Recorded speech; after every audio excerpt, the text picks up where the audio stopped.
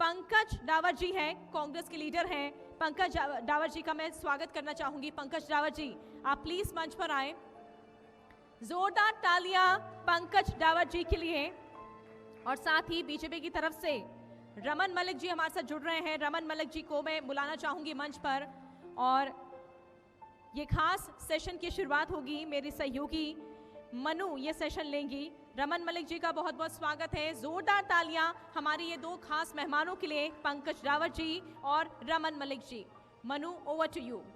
बहुत बहुत शुक्रिया सुप्रीत आपका। रमन जी, पंकज जी, बहुत बहुत स्वागत है। शुरुआत डायरेक्टली में करती हूँ राजनीति से। भूपेंद्र सिंह हुड्डा जगह जगह मंच पर जाकर दावा कर रहे हैं कि 2024 में कांग्रेस आ रही है। क्यों आ रही है? 5 बड़ी बातें बता दीजिए।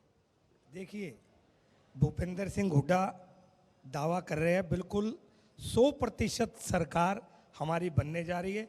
आप 5 की बात कर रहे हैं, मैं 50 चीजें गिनवा सकता हूं जिसकी वजह से हमारी सरकार आ रही है। नहीं, इतना समय नहीं है, आप 5 ही बता दीजिए। आप 5 लिख लिए। आप बेरोजगारी की बात कीजिए, आप भ्रष्टाचार की बात कीजिए। भ्रष्टाचार की बात को मैं थोड़ा लंबा करूंगा। भ्रष्टाचार का अभी एक मुद्दा सीएम साहब के ओएसडी पर अभी एक कार्यकर्ता ने लगाया, कोई गुड़गांव के कार्यकर्ता ने। देखिए, अगर ओएसडी ने मुख्यमंत्री के ओएसडी पे कोई इस तरीके का आरोप लगाता है तो वो सीधे तरीके से मुख्यमंत्री जी पर ही लगता है, अगर देखा जाए तो। भ्रष्टाचार में आज ये सरकार पूरे तरीके से आज डूबी हुई सरकार है। नहीं, आरोप है ना, ये जांच का विषय है। ये तो मुझे लगता है जांच कौन कराएगा? आप दूध रख दिया और बिल्ली को कह दिया कि इसकी रखवाली करो। सरकार पे आरोप है, सरकार ही जांच कराएगी। आपको जांच ही करवानी है तो न्यायिक मजिस्ट्रेट या किसी और एजेंसी से कराइए। तीसरी बात पे आइए। आप महंगाई की बात कीजिए, कितने जबरदस्त तरीके से महंगाई है आज यहाँ पर। आप बेरोजगारी करिए, भ्रष्टाचार की करिए, आप विकास की बात कीजिए। बीजेपी पार्टी विकास की बात करती है, मैं बोलता हूँ चारों तरफ विनाश है। आप सड़कों को ले जाइए, आप गुड़गांव की बात करिए, एक सरकारी अस्पताल के लिए आज तरस रहा है, एक बस अड्डे के लिए तरस रहा है। मेट्रो का एक भी पिलर, एक भी इंच आगे बढ़ाओ। आप बताओ, आप खेड़ की टोल की बात करो। हाँ। आप खेड़ की टोल की बात करो। आज टोल हटाने के लिए कितनी दफा वादे हो चुके। तो ये जुमलों भरी सरकार है। इस तरीके के सैकड़ों मुद्दे हैं मैडम, जिसको लेके हम जनता के बीच में। पांचवा नहीं बताया आपने। हमने 5 का, आपको 6ठा भी बताता हूँ। आप सरकारी अस्पताल, बस अड्डे पे आइए, बेरोजगारी पे आइए, लेकिन जमीन पर क्या ये मुद्दे बनते हैं? ये महत्वपूर्ण सवाल है। मैं आपसे आगे आऊंगी। रमन जी, काउंटर कीजिएगा जो आप पर ये आरोप लगा रहे हैं, भ्रष्टाचार में डूबी हुई सरकार है। कहावत है, सावन के अंधे को हरा दिखता है।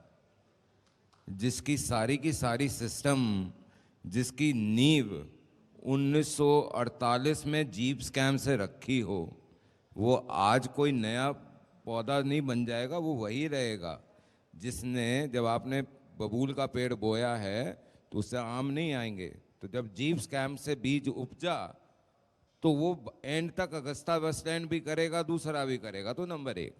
नंबर 2, आप बोलते हैं कि टोल प्लाजा, इस टोल प्लाजा का इसको लेकर सोशल मीडिया पर जब ये जानकारी मिली कि गुरुग्राम में हमारा इवेंट है, बहुत सवाल आए हैं खेड़ की टोल प्लाजा को लेकर। टोल प्लाजा के ऊपर उसका स्पेशल, ये अकेला टोल प्लाजा है जिसका जो कॉन्ट्रैक्ट है वो स्टैंडर्ड कॉन्ट्रैक्ट नहीं है, वो स्पेशलाइज कॉन्ट्रैक्ट बना के दिया गया है इसको। और देने वाले और कोई नहीं थे, इनके जो आज सपने देख रहे हैं मुख्यमंत्री बनने के, तालाब में वो कुएं में बैठ के, वो ही हैं। तीसरी चीज़, आप बार बार बात करते हैं कि बस अड्डा नहीं दिया, ये नहीं करा। साहब, हर जगह तो इनका एक डिपार्टमेंट बना हुआ है। और वो पहले कुछ लोग आईएनएलडी में होते थे, आजकल वो कांग्रेस में चले गए।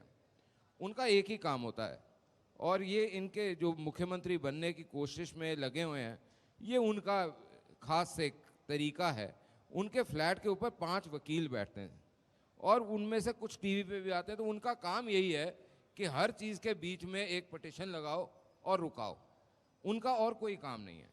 रही बात, आप बोलते हैं आरोप लग रहे हैं, मुख्यमंत्री पे लग रहे हैं, मुख्यमंत्री के ओएसडी पे लगते हैं। अरे साहब, हमने तो अपने टाइम में जब आरोप लगाए तो उसे सत्यापित करने के लिए कोर्ट में साक्ष्यात भी दिए, भरा भी। आप आज तक एक आरोप ऐसा नहीं लगा सके जिसको आप माननीय न्यायालय में ले जाएं और बोलें कि ये इसका सत्यापित सबूत है और उसके बेस पे केस सबमिट हो जाए। और आपके पास वकील कौन कौन है? रणदीप हुड्डा, चिदम्बरम, संघवी, ये इतने बड़े बड़े नाम वकील के जो रखे हुए हैं, ये दिवाली पे चलाने के लिए रखे हुए हैं क्या? नहीं, आपने ये तो गिना दिया कि कांग्रेस क्यों नहीं आएगी, लेकिन आप ये बताइए बीजेपी क्यों आएगी? देखिए, बीजेपी किस लिए आएगी? क्योंकि सबसे पहली चीज, बीजेपी के अंदर भ्रष्टाचार नहीं है, बीजेपी के अंदर भाई भतीजावाद नहीं है, बीजेपी के अंदर एक इलाके का विकास नहीं है, एक जाति के ऊपर खेलने वाली विचारधारा नहीं है। हमने क्या दिया हरियाणा को मंत्र? हरियाणा एक, हरियाणवी एक। और जब भूपेंद्र सिंह हुड्डा का राज था तो क्या होता था जी? सब कुछ मर गया रोहतक में, ये कहानी थी। हमारे प्रदेश के अंदर वार होते थे देहात में कि इस वार को बिजली आएगी। अब ये बात होती है कि जी यहाँ 20 घंटे आई, 24 क्यों नहीं आई? ये आप बोलते हैं सड़कें, आप पूरे हरियाणा में सड़कों का जाल देखिए। हरियाणा के अंदर जितना सड़कें बनी हैं उसको आप टोटल कर लीजिए और पिछले 60 साल में जितनी बनी हो वो टोटल कर लो। उसके अलावा बताता हूं नौकरियों की बात। जितनी नौकरियां भूपेंद्र सिंह हुड्डा साहब ने अपने 10 साल के शासन में दी, 5 साल भजनलाल जी के चुरा के और 5 साल कुलदीप जी के 5 विधायक चुरा के, जो 10 साल की सरकार चलाई थी, उसमें जितनी नौकरियां दी हैं उससे ज्यादा नौकरियां मनोहर लाल जी 7.5 साल के अपने शासन में दे चुके थे। फिर भी भूपेंद्र सिंह हुड्डा कहते हैं कि सीएमआई के आंकड़े उठाकर देख लीजिए, बेरोजगारी में नंबर वन है हरियाणा। भूपेंद्र जी ने अभी बात करी ना, भाई साहब मंत्री जी जब यहाँ थे, सीएमआई के आंकड़ों का जवाब तो आपको मिल गया ना। अब सीएमआई के कौन कौन उसको करता धरता है वो देख लीजिए। भाई मेरे घर की कंपनी क्या मेरे को बुरा बोलेगी या मेरे लिए खराब बोलेगी? नौकरी से नहीं निकाल दूंगा। पंकज जी, ये भी सवाल पूछा जाता है कि हरियाणा में जीतेगी तो कौन सी कांग्रेस जीतेगी? भूपेंद्र सिंह हुड्डा की कांग्रेस जीतेगी, कुमारी शैलजा की कांग्रेस जीतेगी, या रणदीप सुरजेवाला की कांग्रेस जीतेगी? सुनिए, एक हाथ की 5 उंगलियां, दम तो हाथ ही लगाता है पूरा। आप दम कहाँ दिख रहा है? वो 5 उंगलियां साथ दिख रही हैं आपको? इस चीज को ना कहिए कि कांग्रेस एक ही है। रही बात इनकी भ्रष्टाचार की भी बात कर रहे थे, नहीं, कांग्रेस एक है, कांग्रेस 100% एक है। भ्रष्टाचार की जो बात करें कि हमारी सरकार भ्रष्टाचारी नहीं है, मैं कहता हूं कि ऐसा कौन सा महकमा, not even a single department, जिसके अंदर भ्रष्टाचार ना हो, बिना पैसों के एक भी काम अगर हो सकता हो तो बताओ। मुद्दा बनेगा नहीं, आज ये जांच की बात कर रहे हैं, मैं कहता हूं कि क्या आपने ओएसडी की जांच बिठाएंगे? आप बताइए, अगर बैठाते हो तो। अगर कोई बैठा सकता तो आप बताओ, क्या हम इसकी जांच कराएंगे? देखिए, सिर्फ बातें हैं और हम ना करें तो कोर्ट में दीजिए, प्रूफ है। इसका मतलब सत्यापित कर सकते हैं, प्रूफ। सुनिए, एक मिनट प्रूफ देना। भाई साहब मेरी बात सुन। नहीं ना ना ना ना, आप जांच कराएंगे क्या? सर एक मिनट बताता हूँ। आप प्रूफ कोई ऐसा ला दीजिए जो कोर्ट में सत्यापित हो सके। दोनों भाई चल के कंप्लेंट डालते हैं कि जी ये पुलिस वाले इस पे एफआईआर नहीं करते। करिए ना कोई ऐसा। सुनो, जिस पे एफआईआर हो रही है, अगर आपके पास